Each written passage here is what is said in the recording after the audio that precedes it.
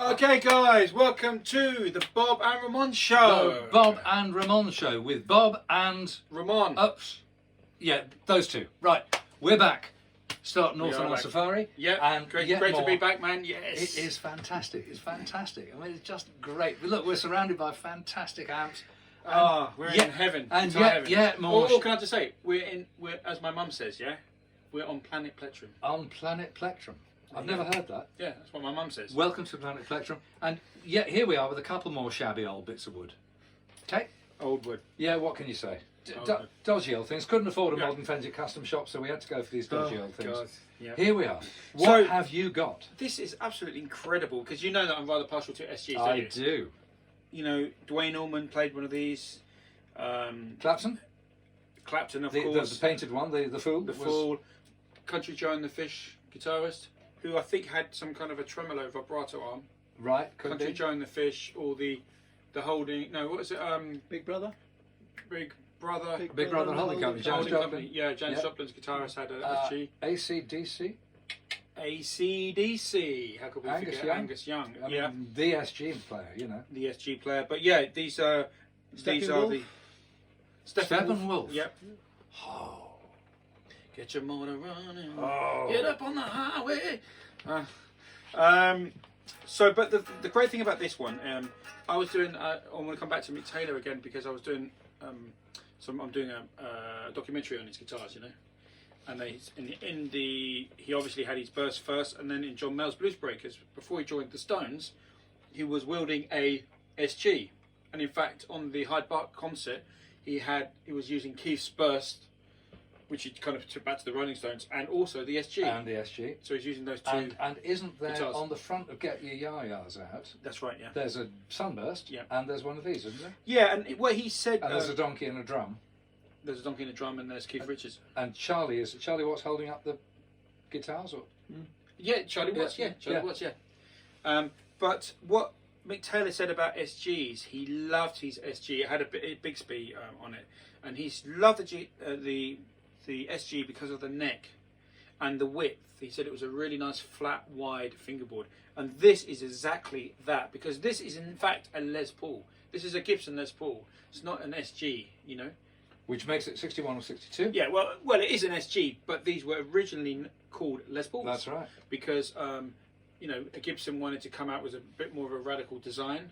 The Les Paul didn't sell very well. That's right. So the sales are definitely declining. Yeah, so this was the actual Les Paul, and then they showed Les Paul, the actual person, that is Les Paul. And Mary Ford. Yeah, and they showed Les Paul this guitar, and he said, you could kill yourself on these horns. That's what he said. So it's a bit of an exaggeration, I think. Yeah, and apparently he didn't like it, so he asked them to take his name off. Well, I don't know whether he asked them to take his name off or Gibson just didn't want to pay him a royalty. Yeah, or the contract might have just expired and renewal, or whatever. Yeah. They're conflicting stories. So this was actually... But the association severed. Yeah, so this is actually a Gibson Les Paul. Of its day. Yeah, this is not an SG. Now, you're talking about, Mick Taylor and his comments about the neck. My experience of all the Gibson guitars is if you want a vintage Gibson guitar that's easy to play, really easy to play and fly around, there's nothing like a 61, 62, maybe even 63, what I would call an SG standard. Right? It's beautiful. You can... You can fly. They're so quick.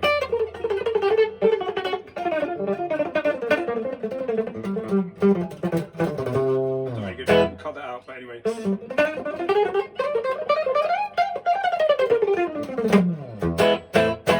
But you can, what you've got is you've got some good ingredients. You've got a fantastic mahogany neck, rosewood fingerboard. You've got PAF pickups. You've got a mahogany body. So you've got the recipe for a pretty great blues tone. Yeah, absolutely. Classic blues tone. And lo and behold, that's what you get. Yeah, and nice and light. Well, the best example of listening to an SG is we keep coming back to Eric Clapton and every video. We do. Every video. But can I just say, he leaves a big footprint. We're going to flash up a photo now of Bob talking about Firebirds with EC. It's true. Check it out now. It's true. Okay, so the thing about the SG for me is that it's kind of the vocal sound of it, Yep. it's not so thick as a Les Paul. So there's more room in a mix. Yep. It cuts through. If Yep. you've got a big band, Yep. you know, and you've got lots of Hammond organ and things like that, you know, think about Robbie Kruger Of the Doors. of the Yeah, Doors. yeah. You know, you think about him.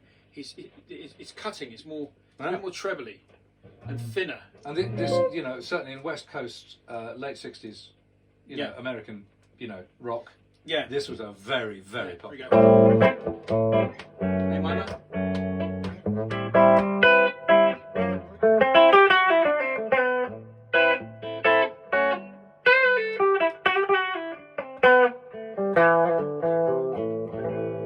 So it gets a really nice sort of Yeah. thinner sound to Yeah, definitely one of the sounds of the 60s, no Yeah. question. And so easy to play and great. Now, Yeah. in the meantime, at that period, right, your manufacturing companies, not just guitar companies, they were all looking for kind of technological innovation, blah, blah, blah. Yeah. And so, you know, the things that were happening just after this was created, the Firebird was created by the car designer, Ray Dietrich, and all that stuff. But they were looking around for things to do with the tremolo, because tremolos were very popular in those days. And obviously, Fender Yeah. Stratocasters were kind of and a lot of driving surf bands and all and that then the stuff. surf bands, and you Yeah. got the Jaguar and the Jazzmaster. The Ventures were there the around thing, that time? even Mosrite were making guitars with tremolos and stuff. Gretsch's had Bigsby's on them. Yeah. So Gibson are looking around. They've got two tremolos of the period. That they had Bigsby's as an option. They had this sideways vibrola, which unfortunately it's still enabled. These tremolos are quite famous for putting the guitar out of pitch, so a lot of people lock them off. And then there was a little bit later, there was also the short Gibson vibrola, which was basically just this tailpiece on a very, very strong piece of spring that bent. And they were on some SG Juniors and Specials, and then on the lower rank Firebirds, Right. literally screwed into the body about here, and it was just bending up a piece of spring. They were all quite notorious for going out of tune, but that was not as much, almost as much because the bridge wasn't made like the Fender bridge was actually designed to roll. So and these strings can pop out because of the They can break angle. pop out the break angle, but also they can stick. Right. You know, round wound strings sticking on you know, and they can stick up here as well. So And also, it's just not natural to kind of go that way. it's is a it? bit peculiar, you know. So probably best locked off, but they do look dead cool. Oh, they look amazing. Yeah. yeah, They're beautiful. Oh, and I missed out, of course, the long vibrola, which was also the same piece of spring, but the mechanics of it were all up here. But it had a nice long trapezoidal tailpiece. They were Gibson. nicer. I think those ones are nicer. They were pretty, Yeah. prettier than this, but they were all variously. If I say useless, everyone will jump on me in the comments, but they weren't really useful. Like a Strat tremolo was already really quite useful. Yeah. Some would say Bigsby's. I think Bigsby's have very limited travel before they stick. But the Gibson ones, they were all a bit of a technological. We're doing it because it's there. Yeah, and another thing, Bob. Another thing. I mean, again, you got the paths and beautiful sound, and really, this is in many ways it's a bit more of a versatile guitar than a Les Paul, in my opinion. I know that's going to be controversial, but I think an SG has more of a palette of sounds, Right. because the SG can do the Les Paul thing, but it can also get a thinner sound, you know, and it's a great. I think for rhythm like funk and stuff like that, you know. I think it's I'm a big fan of Johnny Guitar Watson. You may be right. I mean, I wouldn't think if I was doing funk, I wouldn't think of using a guitar with humbuckers because I think I'd be starting behind the pack. Right. Right. Now, if I was an entertainer who actually was going to play some PAF type solos, Yeah. and I had to play a rhythm part, funk, on the same guitar, then I'd kind of bite the bullet. But out of choice, I wouldn't go to a guitar like this to play funk. I just wouldn't do it. Well, you know, Nile Rodgers is the kind of famous funk guitar player, isn't he? Like rhythm guitarist, but obviously plays a Strat. But for me, you know, a lot of those early James Brown, you know, recordings. Yeah. I mean, even when I was doing the research on the Firebird, Chunk Harris did all those Motown hits on a Firebird, 3 pickup Firebird. But of course, the Firebird was designed to sound like a Fender. It had very sharp and thinner pickups. Yeah. Whereas the thing about PAFs, the real charm of PAFs is their warmth. So I wouldn't start there. But as I say, if you're performing and you need to play on one guitar, this is make your bed line it. Yeah, you know, and it's got great, you know, for slide as well. You know, the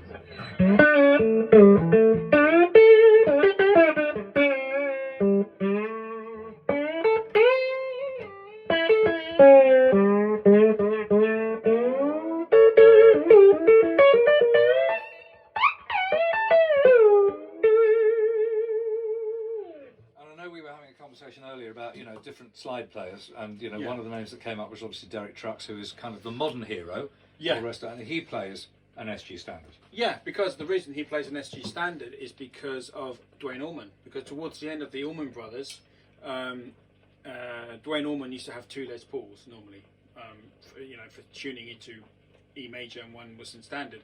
But towards the end of the Allman Brothers, he got an SG, which he used for slide. He found that he could get much more, easier access to the access up here is amazing. So, and that's why Derek Trucks, he kind of took the baton on and played the SG. But it was actually Dwayne Allman who, that kind of style. Okay. Yeah. Yeah, and I mean, one thing like this, again, with the Firebird, same thing, is the access to the high frets on a guitar like this is amazing. It's not bad on this one. But also the centre of gravity is a little bit more towards that side. Yeah, it is. So they do, take some compensation. But once you get used to it. So let's talk about this wallflower for a minute. This other piece. So can I make a guess? Is this a 56 or 56? It is a 56. It could be any time from mid-late 55 through until about March 57 with this configuration. So you've got a gold top, 2 P90 pickups, the neck they all had, and a separate tune-a-matic bridge and stop tailpiece. Right. So previous to this, it was a wraparound tailpiece, like my one. Yep. And subsequent to this all stayed, but these became PAFs. Yep. For the very short-lived gold top standard with PAFs. Yeah. Very sought-after guitar. And then to the Sunburst, the famous Sunburst. And this has got the beautiful green hue, hasn't it? Yeah. This is in quite good condition. A lot of these tend to age rather badly. This gold does tend to...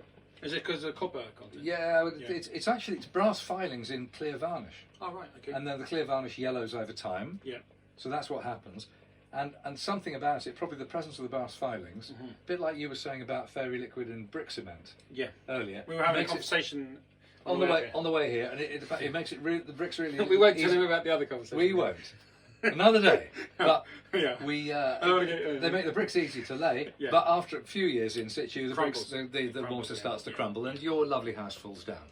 And have a nice day. So again, something about the presence of brass in this tends to make them a bit porous. It's unusual, therefore, to get them in still quite shiny and uncracked condition.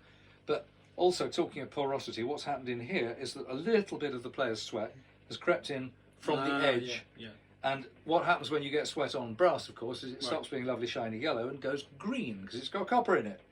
So that's what happened. In mine, the green space is in a slightly different place. Right. And if you get the tightest dings in the guitar, they will always go green as they're exposed to the air. Right. So that's what happens to It's a beautiful. But it's beautiful. Now, the other thing is this is a fairly dark back. It's in lovely condition. Wow, just a tiny graze there. Yeah. Neck's in fantastic shape. Yeah. Just a personal preference thing. I don't like the guitars like this that are all gold. I think they look amazing. But what happens here is that whatever I've just described going on the body happens here at speed under the sweat of your hands. And it gets sticky. It turns into a complete quagmire. Right. Yeah, they're really not very nice to play. The only thing you can do is basically play your heart through it, or just take the damn paint off and play to the wood. Because so let's just do a little test A/B between this guitar with PAFs and your 56 with P90s. Okay, so we're both on clean.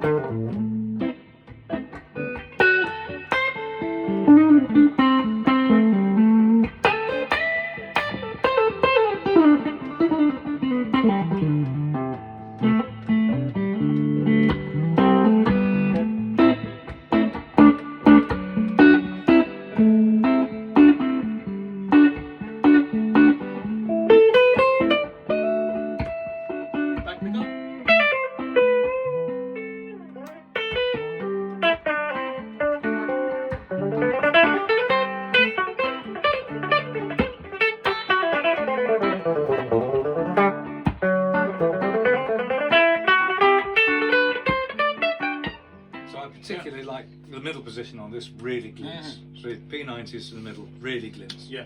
Really nice. For me, I like everything. I think this guitar just, you know, there's a great video, guys, I'll put it in the description, of Gary Moore when he first got together, because Bob and I, we really loved this band called BBM, which was Bruce, Baker and Moore.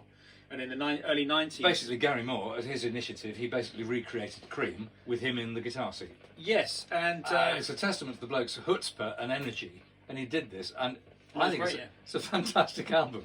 But the inception of that became because Jack Bruce was doing a video, a tuitional video, and so he got in Gary Moore and Gary Husband, a drummer called Gary Husband, who was working with Level 42 and John McLaughlin and everyone since, and they were playing Cream songs, and at that point Gary Moore was playing exactly this guitar, and you can see it on the video. I'll put it in the description, and Gary's tone on this guitar is just something else. And you know, because like one thing I was going to mention earlier, which I forgot, was, you know, the song Crossroads, the famous recording on the, I think, is it Wheels of Fire? Is it on Wheels of Fire first, yeah, Yeah, and so- then the live. Yeah. So that famous recording, a lot of people think, because they've made a video of this since, and they've got, you know, some footage, which is not the footage of the recording, but they just slapped on Clapton playing the farewell concert with his 335, you know, the block 335, and so everyone thinks, oh, it's a 335, but it's not. The Crossroads live version of Cream is an SG, which is one of the greatest guitar solos ever, right? It's beautiful. It's And wonderful. that's the sound of an SG. Absolutely. And also back to BBM. Yeah. So one of the things they did for BBM, it was a replica Cream band. It certainly was. Let's not be unkind. And so Yes. when Charles Murray said so- it was better than Cream. So when they wanted to do Crossroads, instead they went.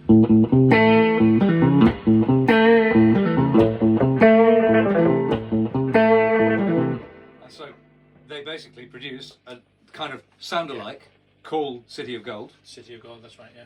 Really good. One of the things, I shouldn't say this because somebody will nick my idea now, but I'll say it anyway. I really want to, in my band, I want to play Crossroads and City of Gold, alternating the two verses. Because they're exactly the same riff, same groove. They do have slightly different constructions, but they're both 12 bars long, etc. I just think, and even if you didn't alternate them, because that would be too muso and Steely Dan and clever, even if you started with one song and finished with the other, it would still be more interesting than another pub band knocking out another version of Crossroads and Wham Bam. Yeah. You know, I love Crossroads, but I love City of Gold as well.